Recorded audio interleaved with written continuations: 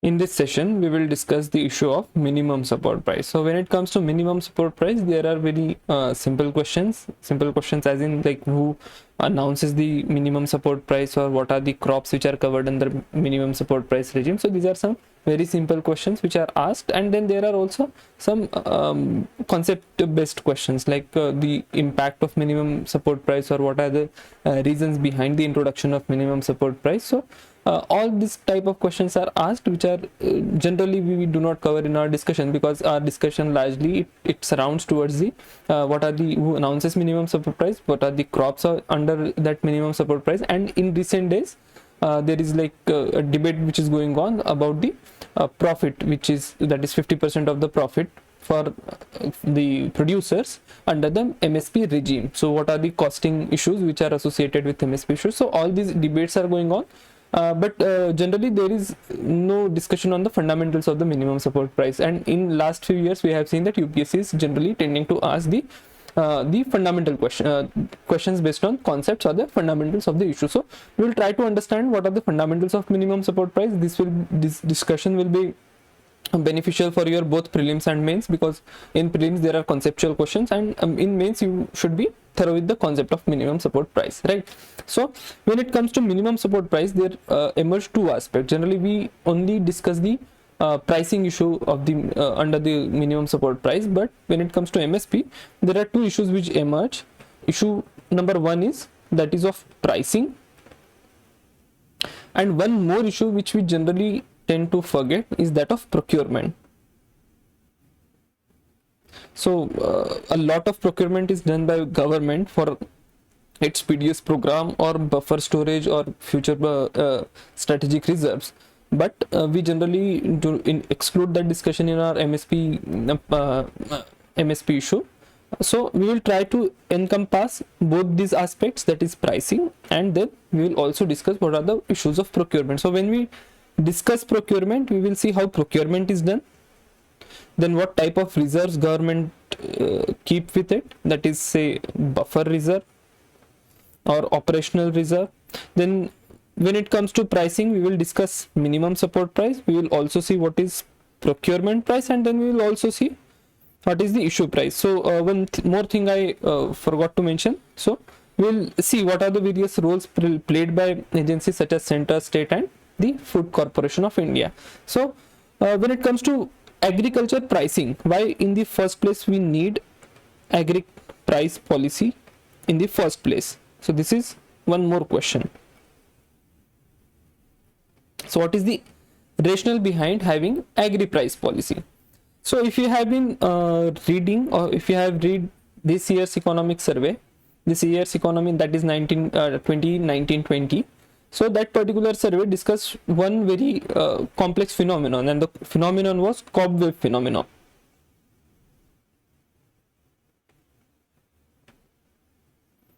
To understand cobweb phenomenon, let us take example of pulses.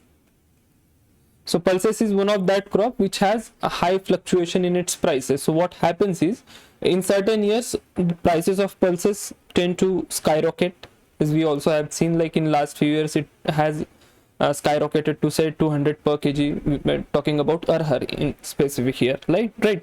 So it skyrockets in certain days or certain years, and then it falls to a terrible low in some other years, right? So how does this happen? We'll understand that.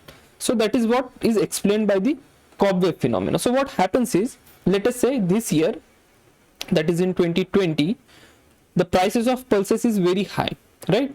So when prices of pulses are very high, what naturally happens, that in 2021 what producers will think, that pulses are very remunerative, there is too much of a reward on pulses. So a lot of farmers or a lot of producers would tend to grow these pulses in that in say next year, in 2021. So in this particular year there will be overproduction.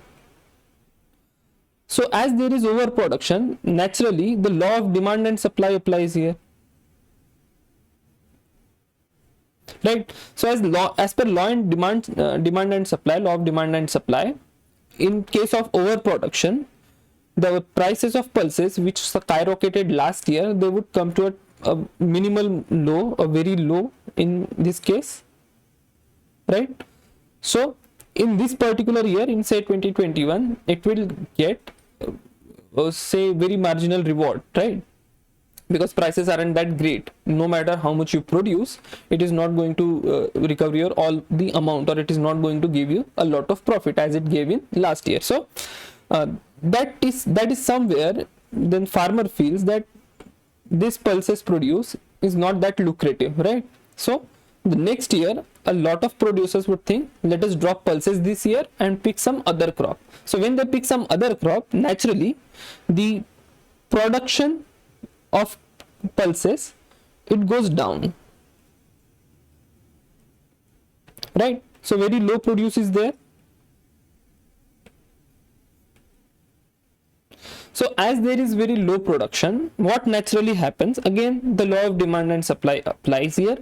As an impact of low production, the cost of pulses again skyrockets, right? So in say 2022, what would happen, that pulses price would again skyrocket, and ultimately those producers would again feel that, see, pulses are again lucrative, so let us produce pulses again, and this becomes a cycle. So this is how this cycle is there, and typically this cycle is observed in case of pulses, so it is no longer a secret, and that is what cobweb phenomenon is. So what ultimately happens, that there is uncertainty in the prices. So as there is uncertainty in the prices, the ultimate impact is that of uncertainty in production.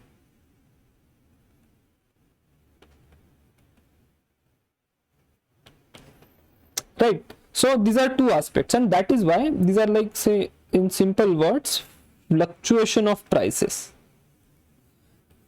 And to minimize this fluctuation of prices, we need agriculture pricing policy. So we have now answered why do we need agriculture pricing policy, right? Now, when we go for an agriculture pricing policy, what should we look into, right? So when it comes to agriculture pricing policy, for the agriculture pricing policy, there are three stakeholders, right? The very first stakeholder is the producer itself. Fine, that is farmer in this case. On the other hand, another stakeholder is consumer, right? If the prices of any produce, it goes very high, consumer will, maybe that producer will be at the benefiting side, right? But on the other hand, it is the consumer who would be largely affected, and that is why the consumer also forms one pole in the agriculture pricing policy. Fine. So having said that, there is one more player in this whole debate, and that is the government. Now, while we are saying that government is also one of the stakeholder in the agriculture pricing policy or agriculture price regime, so why we call government as a stakeholder, there is very simple reason to it. It is the government which has to make sure that enough food supplies are available, right, for future needs, current needs, and that is available for all the population, we are saying, right, irrespective of whether you belong to a low income group or you do not belong to it. But government has to make sure that there is a consistency in the supply of any kind of agriculture produce or food and grains, right? That is one part. Another part is, so this is about supply, another part is government has to run its PDS program, right? And it has to make sure that low income group people, they have assured food at affordable prices, and that is done through the public distribution system, right? And that is why government has to make sure that there is enough production in a particular year and it is available at considerable say prices. So it has to make sure that both its own needs, consumers needs and producers needs have to be met. So that is why in this agri pricing regime, there are three stakeholders, that is producer, consumer and government. And when we are taking these three stakeholders, it also makes the pricing somewhat complex, because government has to make sure each and every single stakeholder's concern or interest is protected enough, right?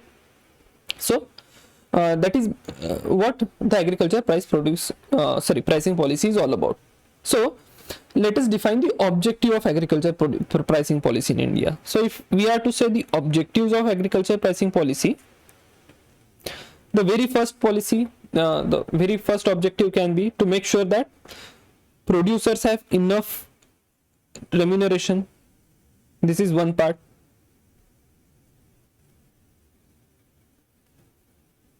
Another part is we have to look at the needs of consumer as well. The consumers are able to afford food. Fine. One more important part is we have to make sure that there is consistency in supply. So what we are suggesting when we say consistency in supply, we simply are suggesting that every year there should be enough production of a particular produce, right? So there should be enough production of wheat in every year. There should be enough production of rice or paddy every year, and there should also be enough production of pulses every year. So that is what we are saying when we are saying that there should be consistency in the supply or consistency in, say, production. Fine. So this is one more important. Now, one more important aspect of the objective of agriculture pricing policy is that of, say, diversion of produce, right? So we have to, what do we mean by diversion of produce? We have to make sure that all kind of crops are grown. Fine. So it shouldn't be the case that only wheat is being grown, only rice or paddy is being grown. So the agriculture pricing, the objective of agriculture pricing policy is also to make sure that all kind of crops are grown and all kind of crops are available in a, say, satisfactory amount, or say. So we have seen the objectives of agriculture pricing policy, that is we have to give remuneration to the producers, we have to make sure that consumers are able to afford it, then we also have to see consistency in supply, and we have to make sure that all kind of crops are grown, right? So this is what the objective of agriculture pricing policy. Now let us trace the history of agriculture pricing policy in India. So when it comes to the history of agriculture pricing policy in India, we all know that in, say, 1964 or 65 this MSP regime was introduced. But what led to the introduction of this particular MSP regime? So we will first see what has been the history, what has made it necessary to introduce this MSP regime, right? So what actually happened, let us say during World War II, there was scarcity of food, right? So if you have read the modern history, you would be knowing about the Bengal famine. So this Bengal famine took place in, say, 1943, and what happened actually in this particular period, that there was already a scarcity of food production, and then a lot of food was being procured by British so that they are able to supply to their respective forces which were deployed all across the world, right? So that ultimately created a kind of shortage in the domestic market. So what policy Britishers introduced, what would they do? So they would go for a compulsory procurement.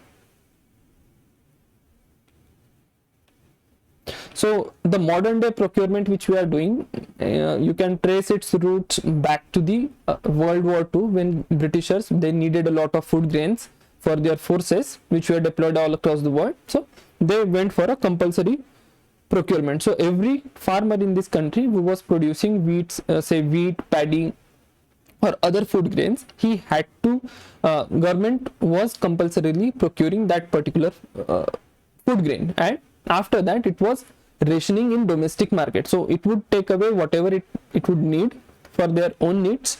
So Britishers would take away their own proportion, and whatever was remaining they would ration in the domestic market. So that is where this regime was introduced. Similarly, if they were procuring compulsorily, they would also procure at their own rate, right? So they had their own pricing policy as well.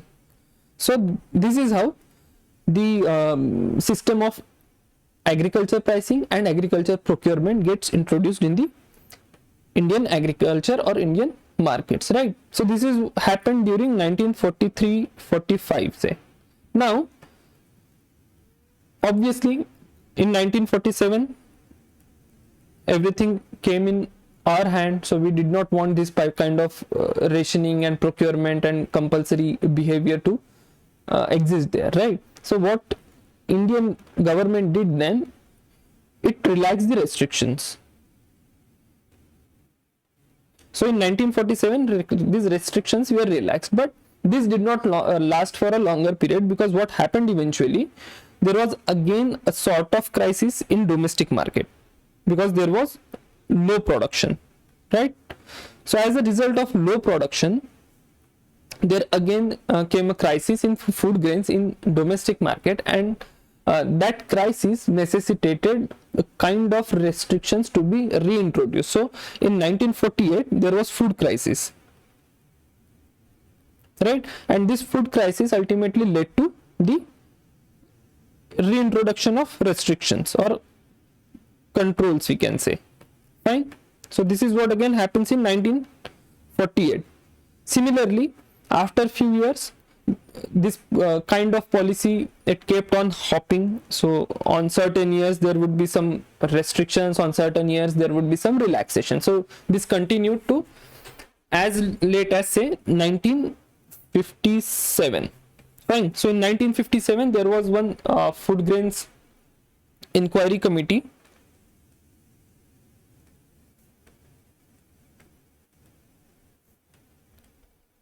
So what this food grains inquiry committee suggests, so we already have a marked history in this particular aspect, that there is a food crisis, a consistent, persistent food crisis which existed in India, and it necessitated a kind of control over the food pricing and food procurement, right?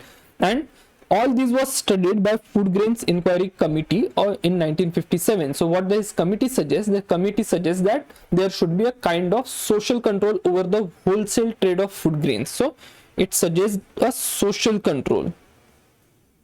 So what anyway this social control mean? It means that the government should be controlling the wholesale trade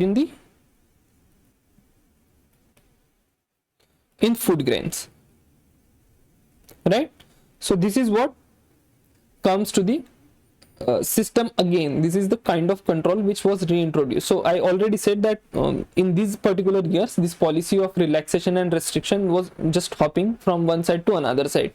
So there was no consistency in policy, and again in this 1957's committee, it again suggested that there should be a kind of social control. So what was again introduced? So to introduce a kind of social control, there was an attempt made in 1959 which ultimately failed.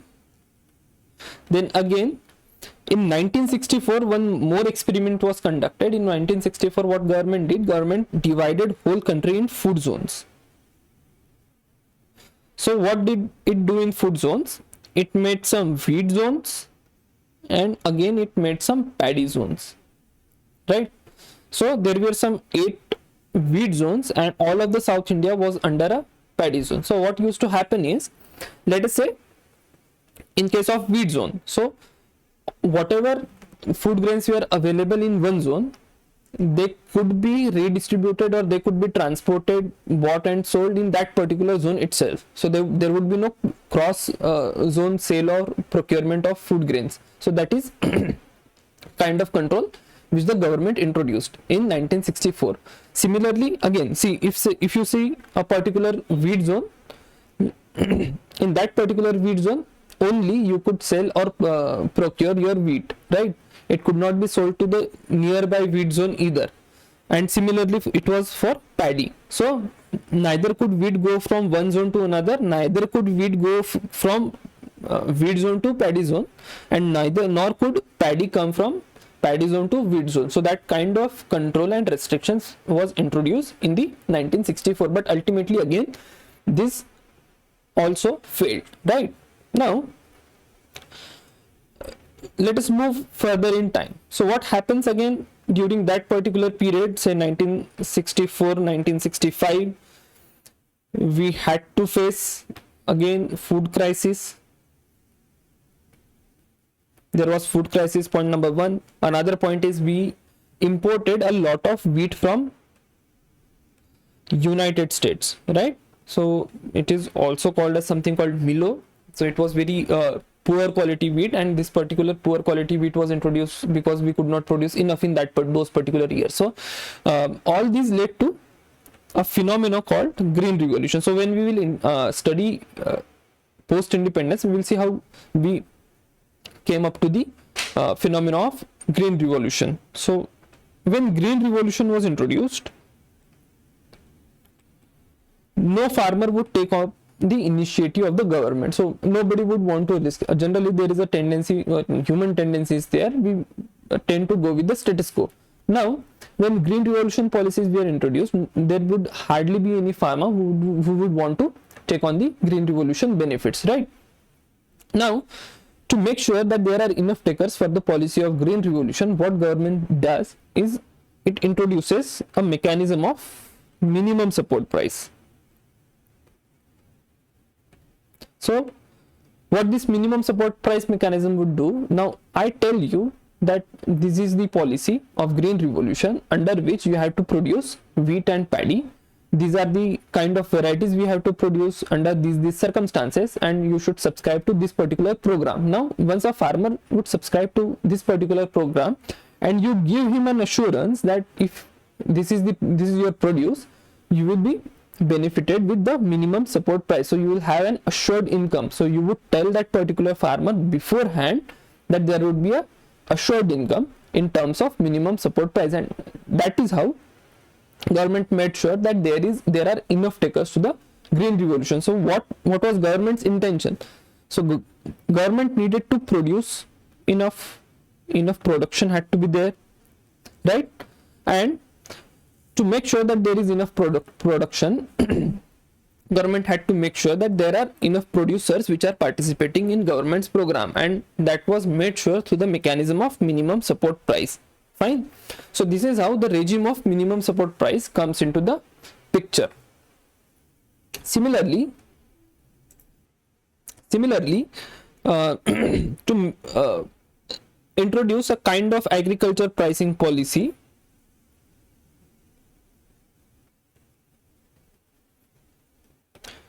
there was an setting up of agriculture price commission that was called as APC. It is the predecessor of CACP, which we currently know. So this APC, Agriculture Price Commission, was introduced in 1965.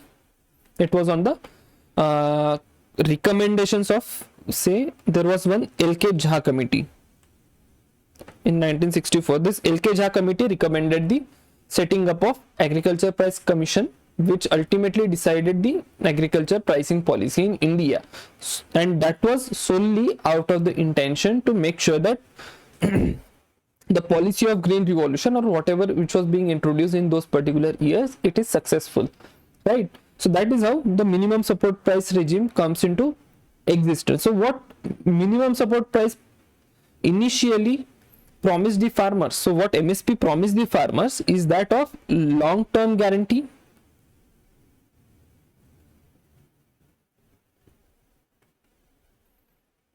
so under the MSP regime, farmers would know that if they go for a particular crop, there would be a kind of guarantee in terms of produce and pricing, right? So income was assured, and it also made sure that prices do not fall below a certain minimum price.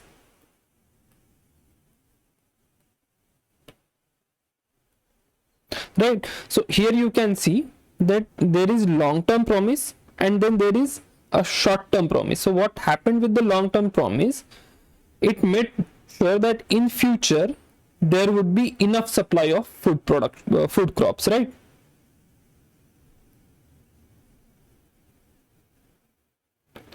So in future there is enough supply of food, and with price there are enough takers in the current program. So that is how MSP made sure that there are enough takers to the program. Fine. So this is how minimum support price regime was introduced. Having said that, now we will move towards one important part, that is how minimum support price is decided, right? So we all know that minimum support price is announced for, say, some 20 to 23 crops, right? It is once announced in Kharif and then in Rabi. So for Kharif crop it is announced in the month of June, and in for Rabi crop it is announced in some September, October, month of September, October, right? So this is how it is announced.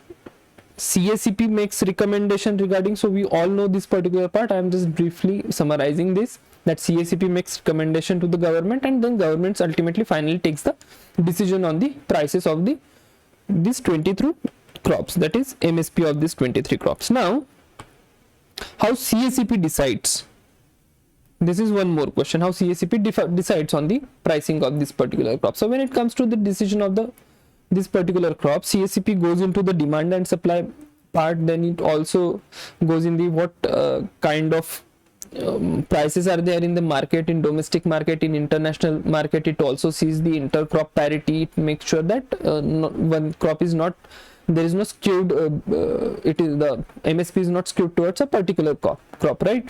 So all these things are taken into account. Then one most important factor which CACP makes sure that there is minimum 50% profit, right, or 50% margin on the cost incurred.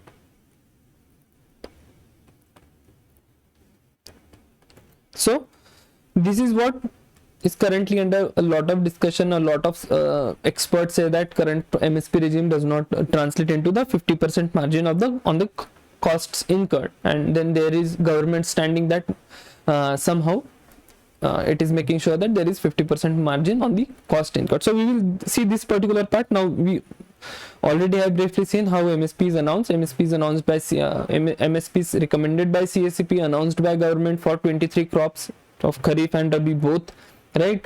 And then we have seen what factors CACP consider to decide upon the MSP, and now most importantly the discussion which is now continually hovering around the 50% margin on the costs incurred. So we will see this particular part in detail, how the 50% is decided. So let us see.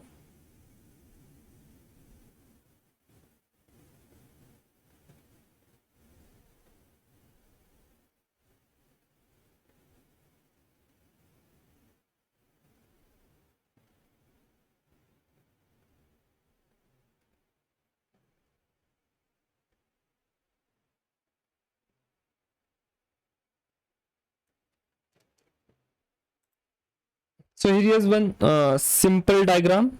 Now, sorry, simple infographic. So there are typically two components to the existing MSP, and then there is one third additional component which is being demanded across the quarters, right?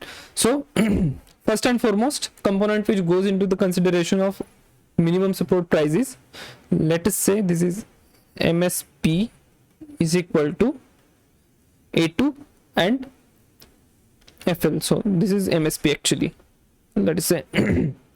So what CACP considers it covers all cash and kind expenses incurred by farmers on, say, seeds, fertilizers, chemicals, hired labor, fuel, irrigation. So whatever kind of cost which are directly incurred by the farmer on all these part or on these things, it is considered first. So it is measured in, let us say, for per quintal or per acre basis, right? Now secondly it goes for the costs or the imputed value of unpaid family labor. So if you have been observing the agriculture processes, a lot of families, they themselves involved in the production of crops or agriculture, and their whatever labor they do, it goes uncalculated in the whole equation, and that is why CACP makes sure that there is this particular component which is well addressed, right? So MSP ultimately becomes whatever cash expenses a farmer had to carry out plus the cost of unpaid family labor, right? So this is what becomes the MSP. Now there is a bunch of experts which are suggesting that this particular costing is inaccurate. Why this is inaccurate? Because it does not include the revenue foregone on one's own land and fixed capital asset. So we will understand this particular part. So in India, a lot of farming is done by tenant farmer.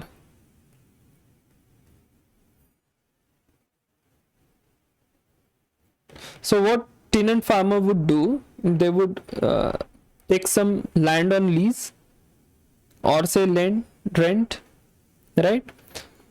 And they would carry out all the agriculture operations in this rented land parcel.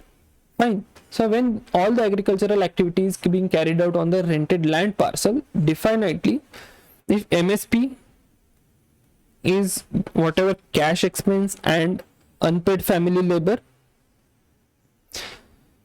this is not being accommodated. You can very well see this particular land rent is not getting accommodated in this particular equation, and this land rent is high in some parts of the country. It is really high, so that it barely leaves anything in the hands of, or it barely leaves something very marginal in the hands of the farmer, right? And that is why there is concern in the current MSP regime, and that is why MSP it is being suggested by expert that MSP should also include the land rent which has to be paid and fixed capital asset. So whatever fixed capital asset which is done, so let us say there are farmers who would go for a source of irrigation, that is a well or even say tube well, right?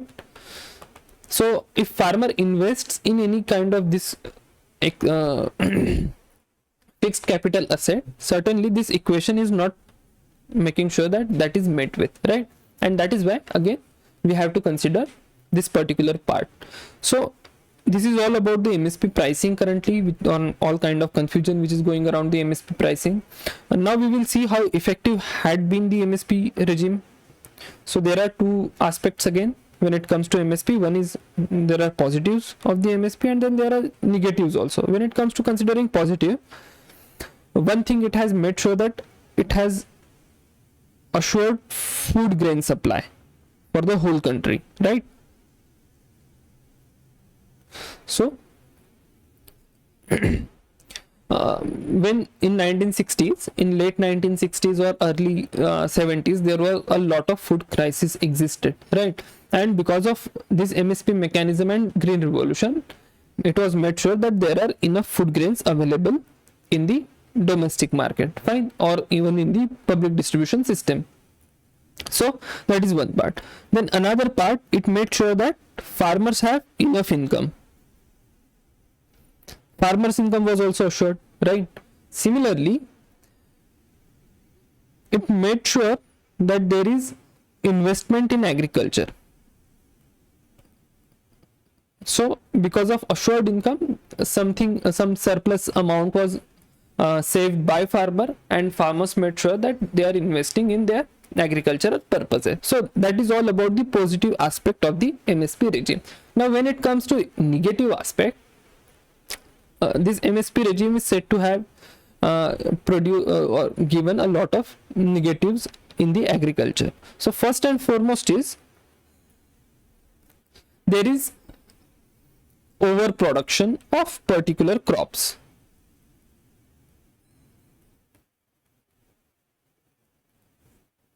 Right?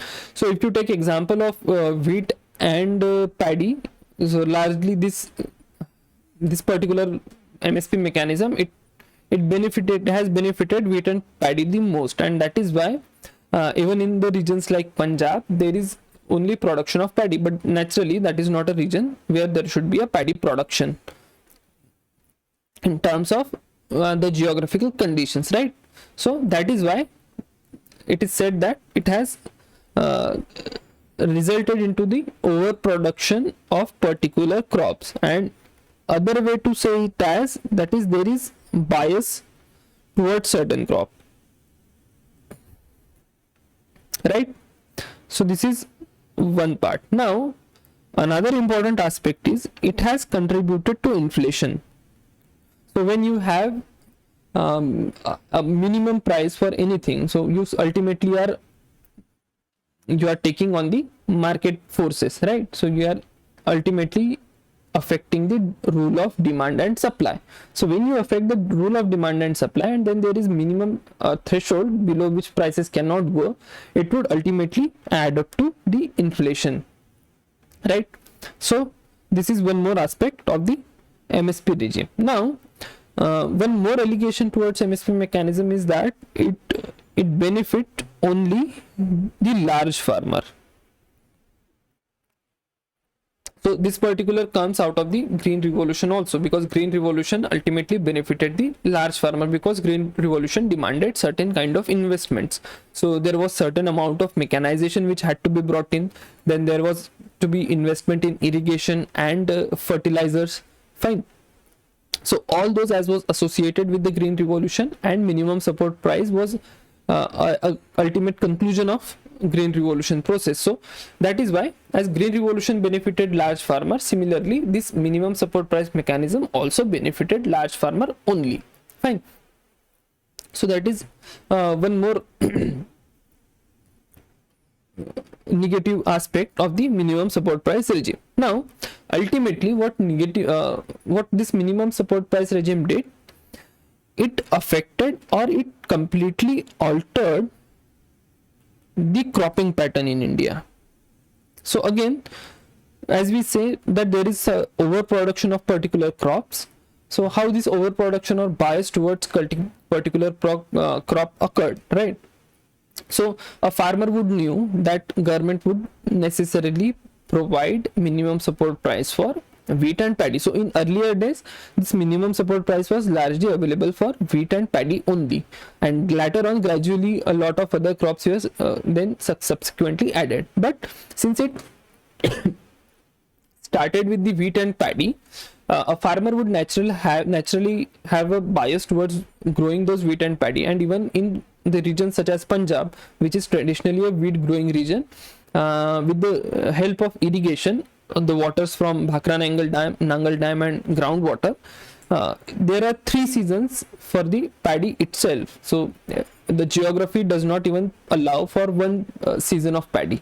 But with the Green Revolution and minimum support price mechanism, it has the total cropping pattern has altered towards the paddy.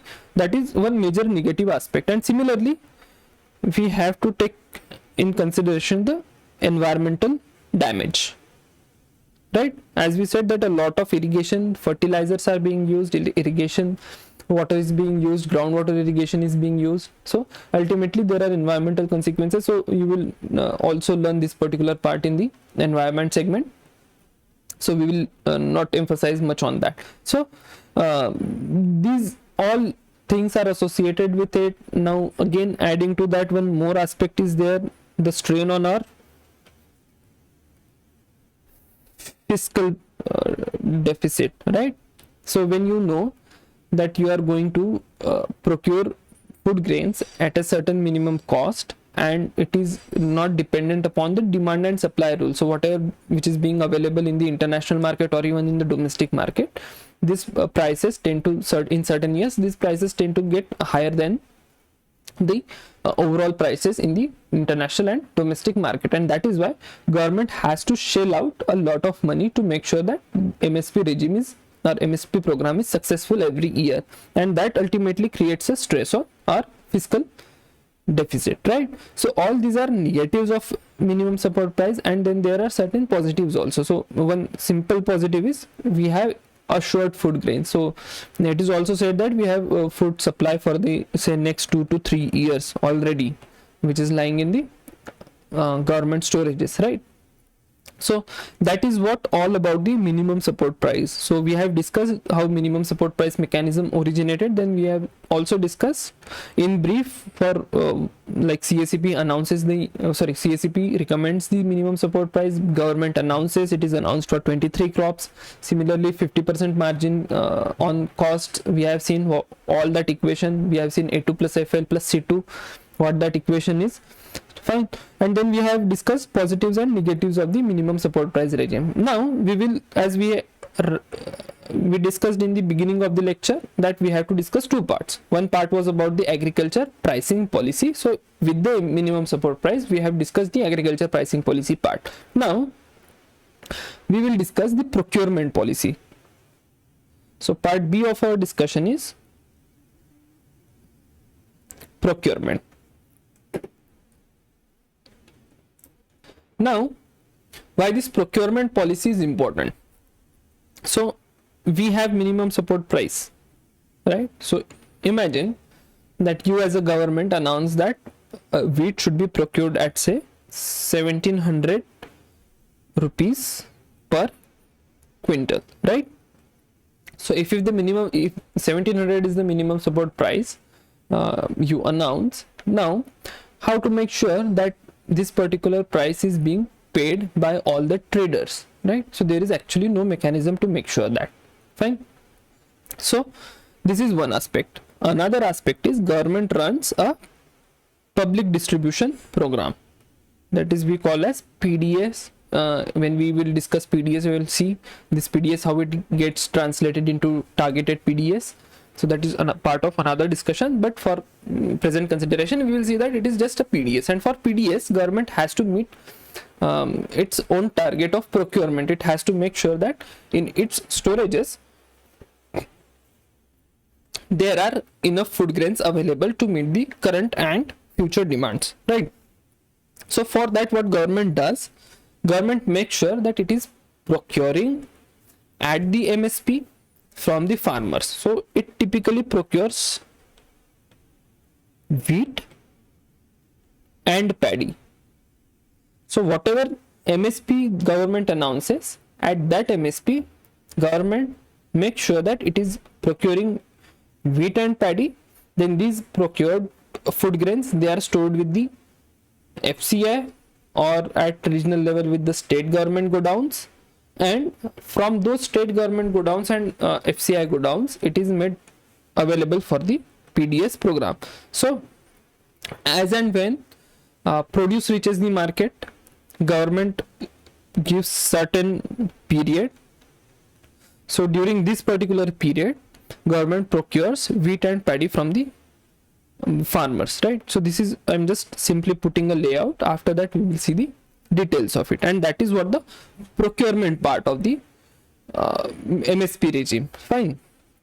So now as we move towards the procurement, let us see what kind of procurement is done by the government. So there are two types of procurement. One is centralized procurement and another is decentralized procurement. So in a centralized procurement, what government does, that it would order to state governments and FCI that it needs to procure, or it needs to procure certain amount of food grains, right? Before that, let us see one important aspect, that is for wheat and paddy, there is open-ended procurement. So what does open-ended procurement mean? So whatever, if farmer comes with whatever amount of produce for wheat and paddy, government would make sure that it will procure those wheat and paddy at MSP or above, right? So this is part number one. Now this procurement, for this particular procurement, government announces certain time period from say date X plus N. So during this particular time period, government would say आप हमारे पास सारा का सारा लेके आइए, और आप जो भी लेके आएंगे that will be procured at minimum support price. So this is simple mechanism for wheat and paddy, and this is open-ended. So you can simply say that for wheat and paddy, this procurement is unlimited, right? Now for pulses, government would take assessment what kind of whatever government would be needing for next year, right? And accordingly government would set certain quota, and government will only procure this much of pulses. So unlike wheat and paddy, in case of pulses, procurement is not open-ended. So there is certain upper limit, so which is decided by the government before the start of season itself. So government decides that in this particular year they would procure this much of pulses, and again at say certain MSP. So only certain amount of pulses are procured at minimum support price by the government, right? So this is the mechanism for pulses. And for most of the other crops, say whatever, there are like 23 crops which are under the MSP regime, government does not even procure all of those crops. So that is one big drawback in the MSP regime, and which are whatever the demands are being surrounded under the MSP regime. So ultimately, to simply put it, except for wheat and paddy and to an extent for pulses, there is hardly any crop which is getting benefited or affected by the minimum support price mechanism. Fine. So one thing we have seen that there is wheat and paddy which is procured in an open-ended manner. Then there are two types of procurement. One is centralized procurement and another is decentralized procurement. So we were earlier discussing centralized procurement. So what happens in centralized procurement? Government makes sure that FCI and state government or respective state governments, they procure for the central government. So there is some central godown or storage. So center and FCI and state government will procure all the produce from the market, and then it will give that to the central godowns, right, or the central government. It goes back to central. So center takes away all that produce and pays the money to the state government and the FCI. Now in case of decentralized procurement, what happens is, now let us first, I'll complete this centralized part. So what center does here, center creates its pool, and as and when it is needed, it will distribute whatever food grains which are available to it to the respective state. So whichever state needs a certain amount of food grain, it would put its requirement with the central government, and then central government would issue all that food grain to the respective state, right? So we will come to the other pricing, which is that we have seen minimum support price, then there is something called procurement price, and then there is also called issue price. So we will not complicate everything because it is already getting a lot of it has entered into a lot of complications already. So we'll move to that part later, right? So from the central pool, government gives it to the respective state government as and when it needed. So this particular mechanism, it primarily operates for the public distribution system. So it barely goes for the other markets. So we'll see when it goes for the other markets also. Now this was about the centralized procurement. Now in terms of decentralized procurement, what government does, so state governments and whatever agency a particular state government has, they would again procure from the market. They would have their own storages. So whatever procurement is done is taken by the state government, it is stored with the state government, but ultimately the price for that particular procurement is paid by the central government to the state government. So here in the first case, center was taking all the procurement and it was storing it with its own reserves, right?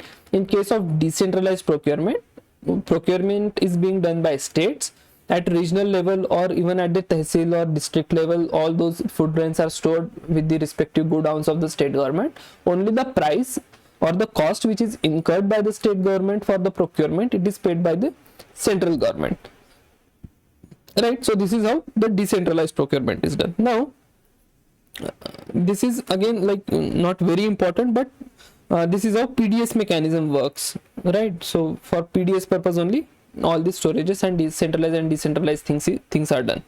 Now moving next, there are three prices we have to discuss. One is MSP, another is procurement price, and third one is issue price. Fine. So minimum support price we all know. CACP recommends minimum support price. CACP recommends and Government of India announces, right? So this is MSP. Now on the top of minimum support price, a particular state government or central government in certain years, in certain seasons, they would announce some bonus. So bonus may be 0 to anything. So what government may announce any kind of bonus, right? So at this particular price, MSP plus bonus, whatever food grains are procured by respective agencies, it becomes procurement price, right? So this is about procurement price. Now once you have procured food, you have already paid MSP, then you might have paid some bonus as well. Now on top of that, there are two costs which are here. One is cost of storage, another is cost of, say, transportation. So we are saying that all kind of we are not dividing here transportation cost like this incoming and outgoing transportation cost. So we'll just simply put it as a transportation cost, right? So this storage cost, when grains are stored in FCI godown, FCI has to look after the storage of the food grains, right? Similarly, FCI also sees to the transportation of this food grain. So already MSP has been paid, bonus has been paid, then there is storage cost, and then there is transportation cost. So considering all these costs, government issues food grains to the respective states, right? So the cost at which these food grains are issued to the respective states for public distribution system is the issue price, right? But now you will say that issue price is more than MSP or even the procurement price, but this doesn't happen because we already know under NFSA a lot of subsidies given in this particular aspect for the PDS purpose. So all these costs are then minimized, and then at a certain issue price this food grains are issued to the respective state. So this is how the issue price comes into the picture. So we need to consider all these aspects, right? So this was about these three type of prices.